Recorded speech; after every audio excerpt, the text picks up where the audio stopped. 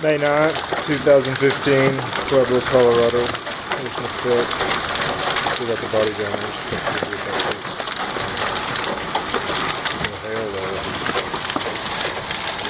Not that big. Maybe